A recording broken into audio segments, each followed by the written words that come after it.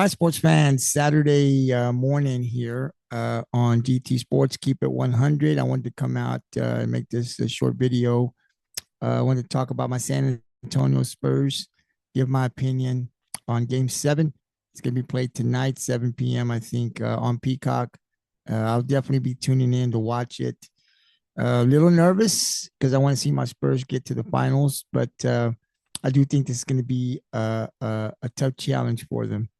But I just wanted to come out and give my thoughts on what I think is going to happen in tonight's game. Number one, I'm a Spurs fan. I picked them to win the series. So at a game 7, I'm definitely sticking with them. Um, it's advantage OKC, right? I think when I talked yesterday about this game to some friends, I said the advantage is OKC. They're playing at home. They play well in game 7s. That's what history tells us. The MVP, I expect, is going to lay it all out. He's going to play tough, and the role players usually play tough. Now they do have some injuries, but they're deep. They're they're the deepest team I think in the NBA. So you've seen even with two good players out there still in a game 7, most teams couldn't do that. So their bench is they're stacked. They're 8, maybe nine deep, and their role players are going to play good. So for San Antonio, you're going into this game. You're young, right? Never been in a game 7 before, so you have no idea what that's going to be like. You have no idea how the refs are going to ref this game. Are they going to let them be physical or they're not? Like, you have no idea. You're going into a game 7, just getting the feel of what the first 6 games have been like, the crowd noise, and so it's tough for them, being such a young group and never been there. So the advantage is OKC. I think their role players are going to play good. Um, and I think for San Antonio, you got to take something away. What are they going to be committed to? Are they going to let the MVP, score 40, 50 and shut down the role players, not let anybody else help him? Because if SGA gets his points and then he's able to get the role players involved, then San Antonio has no chance of winning. So they got to take, in my opinion, they got to take something away. Do you take him out and make somebody else beat you? Or do you let him go one-on-one with Castle and let him do what he does and stop everybody else? Don't let anybody else get off. Can you beat him that way? The first time in game 1, they kind of shut him down, and Caruso had a lot. He had, I think, 30 something points, and they still won barely, but they still won, right? So we'll see how the Spurs, want to play this. I think you got to take something away, right? You got to let him go and stop everybody else, or you focus on taking the ball away from him and making him find one of these players to beat you. We'll see how the Spurs want to play it. The other thing is, for me, for the Spurs to win this game, is they've got to play defense. I think the shots are going to come and go. But defensively, they've got to play defense the way we saw them play defense in San Antonio, right? They've got to be hustling. They got to contest every shot. You can't give these open shots. In OKC, you leave these role players out there to shoot the 3 open. They're going to hit them. So they've got to run. They've got to exert a lot of energy. They have to come in with energy, and they've got to contest every shot. This is a game where you got to dive for every ball. You've got to to get to a game 7, there is no game if you lose. So you leave it all on the court, right? So I think I want to see them play defense, contest every shot, even if they're making them, right? You just continue to make it as difficult as you can make it for their shooters. This also depends on the refs. How physical are they going to let the Spurs be with these guys, right? Because we've seen Castle's a physical dude. And if they allow it, and I'm not talking about pounding them and fouling them, but letting them bump him, letting them, get a little physical with him, like they let the bigs for OKC, get physical with Wembanyama, right? Let Castle get a little physical with SGA, right? Not bail him out with the foul every time he touches them. And I think the Spurs got a chance because in this series, I think we've seen Castle can play SGA straight up, and he's going to be physical because Castle's just that dude. That's his mentality, right? He plays one certain way, and that's physical. So if the refs will allow some physicality in this game, I think the Spurs have a chance because then that makes it difficult. Then that means SGA needs to work to get those 30, 35 points, which is what you want, right? He's going to make them. He's the MVP. I mean, he's good. He's great, I should say. But make him work, right? Don't bail him out with these fouls. Let them bang a little bit, and let's see what Castle can do in OKC against SGA. Make him work for everything, right? If he's going to score 30, make him work on the offensive side. I think Castle can handle him if they allow that physicality. And the defensively, like I said, the Spurs just got to contest every shot. You got to understand that SGA is going to get his points no matter what. But you just got to keep playing through 4 quarters, right? Don't take some bad shots offensively. We can't turn the ball over in this game like we have before. You turn the ball 15, 20 times, we're not going to win no matter what. So on the offensive side for San Antonio, you've got to be able to not turn the ball over. You got to be able to slow the pace down. So I think the Spurs consistently want to run, and I understand that. But sometimes you turn the ball over. Sometimes you get those offensive fouls. Every time you turn the ball over in this game, it's going to cost you. So the turnovers need to be down to a minimum, basically none if possible. And I know that's an impossibility, but you got to limit the turnovers. I think the Spurs are going to have to hit their threes, right? That's their game. That's what's got them here. I know we want to see Wembanyama play in the paint. We haven't seen him as much in the paint as I would like to. I don't think that's going to change in Game 7. So that means we've got to hit our threes. This is what the Spurs want to do. And so if that's going to be the game plan, we're going to have to hit the threes. I think Victor needs to get in there offensively and cause some havoc. Look, if he doesn't get the offensive, rebounds,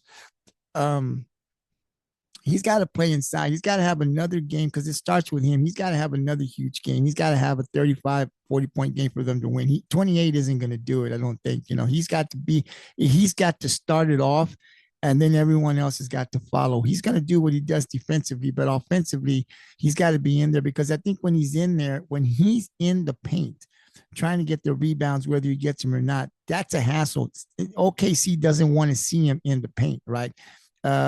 Make them foul you, make them play defense on you, right? You sit out there. I know you hit a couple of threes, but that's not going to win the game for us. Not Victor shooting the threes.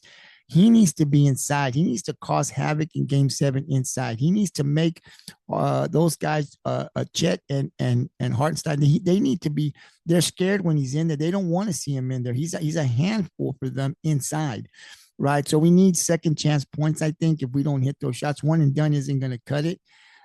So we need to be able to hit our threes because we're going to take them. But I think we need to see Victor Wembanyama a little bit more fighting for those rebounds inside, getting those second, possibly third chance points. One and done isn't going to do it, man. That is not going to do it for San Antonio. And then De'Aaron Fox needs to get going, right? Like I know Vassell and Champagne, if they hit their threes, are going to be okay. But De'Aaron Fox is the point guard, right? I know he's probably not 100%.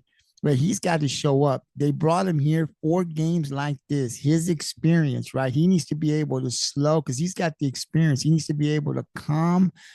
You can't have Harper or Castle running the offense. They just don't have that experience. As good as they are, and they're shooters, and they can get inside the paint and cause problems for you. It is De'Aaron Fox that needs to manage this game better for San Antonio, and he needs to get going offensively. They need production from him to win.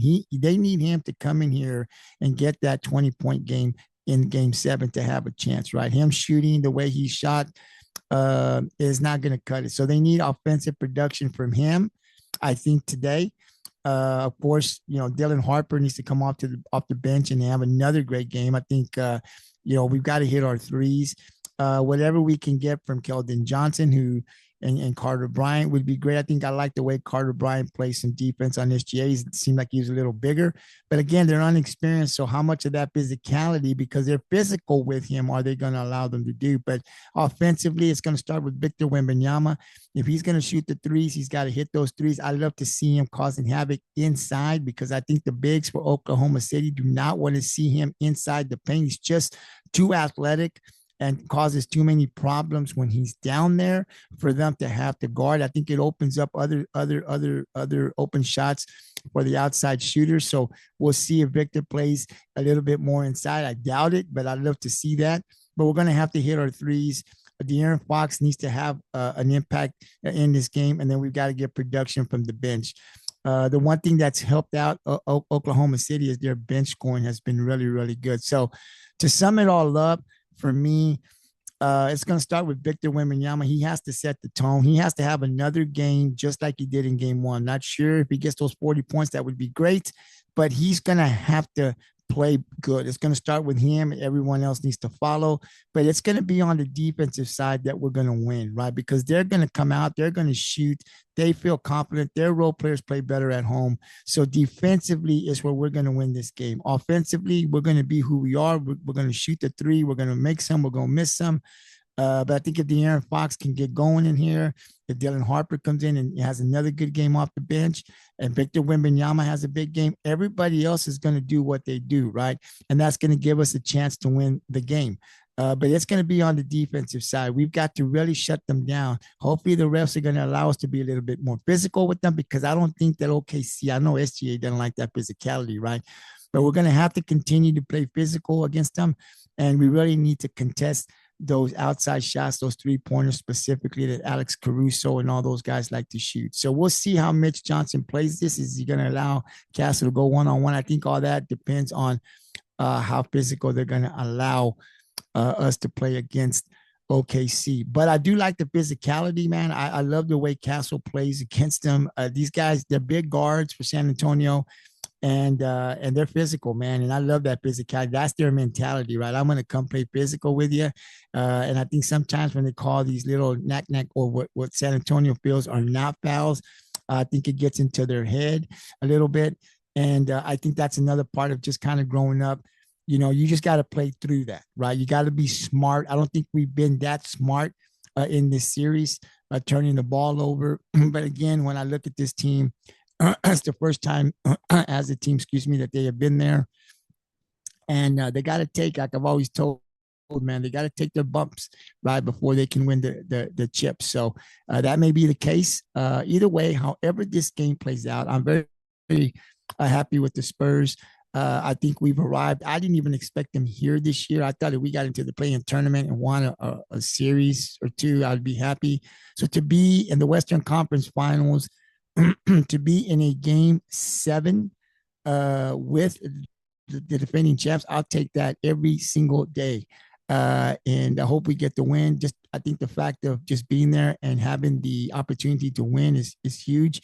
But again, if we fall short, it won't be surprising to me because I think the advantage is for OKC to win. Everything is pointed to them to win. They have the experience. They're playing at home. They'll have the crowd. So it's a tough matchup. I'm already proud of my Spurs for taking it to a game 7. But this is only going to make them better however this game 7 turns out. And I think next year, whether we win this game or not, we're going to be better for it. And in the years to come, as some point we're going to win some titles with Victor Wembanyama, Dylan Harper, and Stephon Castle, man. That organization knows how to win, and it ain't going to take long. We've arrived. We have arrived. But again, it's game 7 today. We do have an opportunity to get to the NBA Finals and play the New York Knicks. I want it. I know all the Spurs want it. And it's going to be a little tough. I should say more. It's going to be tough for them. They're facing a lot of adversity here, but they're young. And so I don't think they're scared. I think they're very confident. They've always seemed that way. And look, in a game 7, I'll end it with this, right? I've always said this. When my team has the advantage or they don't have the advantage in a game 7, anything can happen in a game 7. Anything, right? Foul trouble, injuries, You can have a bad shooting night. It's just not your day. That's why you want to play that game seven, because you just never know. And then on the flip side, it could be your game. De'Aaron Fox, as bad as he's played, this could be his game and he could just be on fire. That is the thing with a game seven. You just never know who's going to show up. Yes, the advantages for OKC. Yes, they're at home, but it could be a bad shooting night where I played ball, right? You just, some days you have it and you can't miss, and other days you can't hit a bucket. You just don't know, right? So in a game seven, anything can happen. Foul trouble, injuries, anything can happen to change the course of a game for anybody. So does San Antonio have a chance? Absolutely. I don't. I think the advantage again is because OKC's playing at home, but game seven, anything can happen. So I'm definitely going to be watching the game, and I hope that my Spurs win, but I wanted to come out and just kind of give you my thoughts on what I think needs to happen tonight for the Spurs to win. You can catch this podcast on the GT Sports Keep It 100, all social media platforms, on Discord. It'll be on Facebook. It'll be on X, Twitter. It'll be on YouTube. It'll be on Spotify, TikTok. So it'll be on all those. And look, you can chime in if you want to, if you agree with me, if you don't agree with me. Like I've always said, I don't keep it a secret, right? The San Antonio Spurs, they are my team. Have a lot of respect for OKC and what they've done because they're a young group, right? We talk about how young San Antonio is, and they've arrived, and you know what? And they're going to win championships. Man, that other team they're playing on the other side is just as young, right? They're maybe not just as young, but they're a young team. They're going to be around for a long time too. So these two teams are going to be meeting up for the next 5 to 7 years. It's going to be exciting. Hopefully, Wembanyama stays in San Antonio. SGA, I'm sure, is going to stay in OKC. And so the role players, man, whoever they are, these teams are going to be battling. So it's going to be fun to watch. I think this series has been really good for the NBA. I've enjoyed it. I'll enjoy it a lot more if my Spurs win today. But again, whatever the results are, we have arrived, and the future looks bright for the San Antonio Spurs. So I just want to come out in a short video and just give you my thoughts. Again, you can check this podcast out. It'll be up on all the GT Sports Keep It 100, where we talk professional college sports, social media platforms. And then I'll come back after the game, either tonight or tomorrow, because I have to wake up early tomorrow morning. And I'll give you the results. I'll recap the game and give you my thoughts on what I saw from the game. But good luck to the San Antonio Spurs. Hopefully, when it's all said and done, they will be the team standing going to the NBA Finals. We'll see you guys later tonight or tomorrow. Peace out. Enjoy the game.